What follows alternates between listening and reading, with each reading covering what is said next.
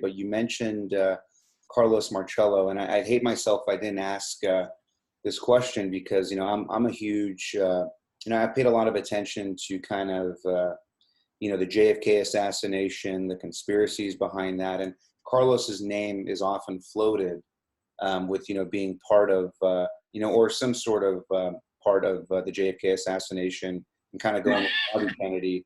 Are you able to share any insight or kind of what your thoughts are as far as what happened to JFK? Yeah, JFK got shot in Dallas, Texas. It wasn't me because I was in the Army. Do I believe it's the guy that got shot there, Lee Harvey Oswald? No. I don't believe it. What people do not realize that there are a lot of times, a lot of occasions that the FBI, CIA need people like us to do things that they cannot do. A good example is Greg Scarpa. Greg Scarpa was known as the Grim Reaper. And you remember those 3 boys that got killed and buried? Nobody knew where they're buried. They just disappeared. And the government wanted to know where these kids were. And the FBI could not do it. Could not find. So they had a feeling about one guy who was involved. So they took Greg Scarpa from New York, flew him into Philadelphia, Mississippi.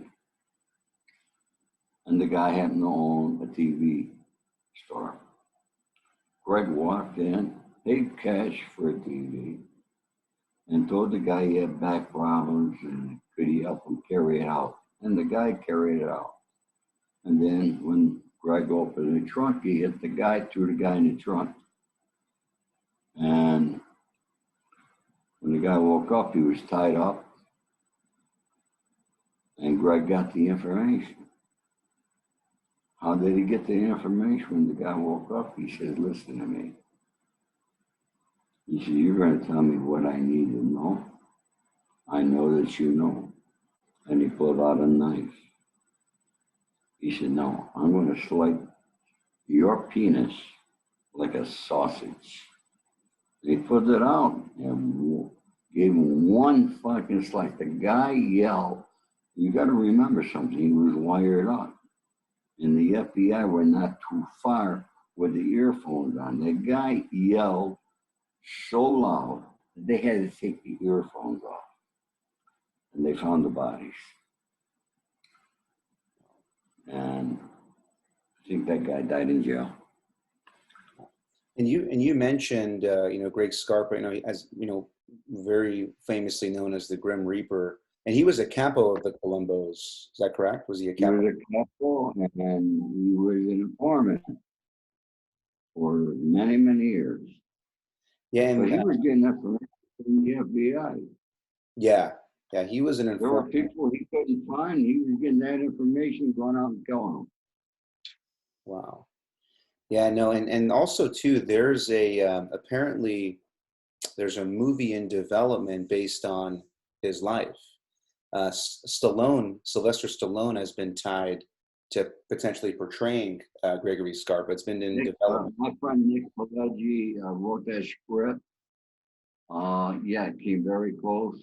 Abby Lerner and another producer were involved, but this Stallone had a big blow off with Abby Lerner. Yeah. And then I also understand that Stallone did not want to play an informant. Oh, I see. Well, you mentioned that right now that is not happening. And that's my information from a few days ago too. Oh, okay. Well, you mentioned Nick Pileggi, who's very famously known for writing Goodfellas, Casino. Right. Do you have a personal relationship with Nick Pileggi? Are you guys friends or? Very Awesome. very close. this is probably a dumb question, but have you thought about maybe having him write something on your life? You got $1 million to pay him? Not me, but maybe some of the production studios. That your story would be amazing to watch. I definitely want to read the book, but yeah, that'd be great. I mean, seems like Nick would be the perfect guy to write it. Well, let me put it this way, all right? Nick Pileggi was the first person, before my book was printed, after I had my lawyer review it, I had to print it out and I sent it to Nick. The other person I sent it to was Jack Gilardi, who was a close friend of mine. He was a legendary agent at ICM. Nick called me up after he read the book. He said, Ori, you got a great story here. He said, you got to realize, Ori, every gangster in New York comes to me and wants me to write their script. He said, they're all the same. They grew up in the neighborhood. Their father was involved, this and that. Your story's totally different. I see that your movie should be made like this, or a TV show made, because there's so much in there. And Nick will be an executive VP on my show once it's written. There is another writer-director. I'm waiting for him to return from Mississippi as he's directing a film for Morgan Freeman. And he has a film coming out in November, hopefully, if things are open, it'll be out, with De Niro, Tommy Lee Jones, Morgan Freeman, whole big cast. And he's done other movies with De Niro. Now, do I want De Niro to play me? No. Okay, my story will take place mostly in Los Angeles and at the age around 35, so it'll be younger, a younger crew to appeal to the younger audience. And there'll be a lot of on my picture days and other things, but that's in the works. And plus, there's other people that have reached out to me. They want to do a documentary on me. And they're very good, qualified people. But until I sit down with that writer-director that I told you about, I'm not making any moves. So, I know how Hollywood works. I know the process of Hollywood. People don't realize things do not happen overnight. People are busy. Well, not right now, they aren't. But under normal times, even after a script is written and then the money's there and you hire the director, now that director has to get the casting crew. And now you got to work around their schedule. Or maybe Mark Wahlberg's down in Mexico filming another project, okay? Or Brad Pitt's in Australia. You don't know. You know what I mean? So it's a coordination, it's a time-consuming effort, and it's a creative process. It's a creative process that takes not one person to do it. It takes several.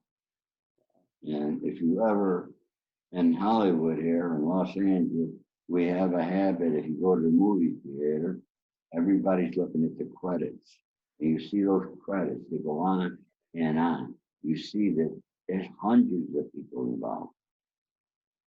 And so it's a big effort to put it together, and it takes time. Yeah, when I think of Fixer, and I think of Los Angeles, the show Ray Donovan comes to mind. Was there any? Because I know it was based on someone that was true.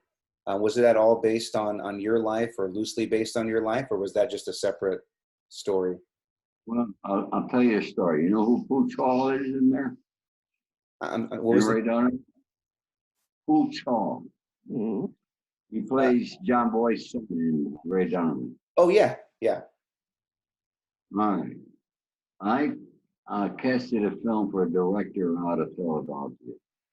I got Jack Gilardi and casted him the day. One of the guys we casted was Pooh Chaw.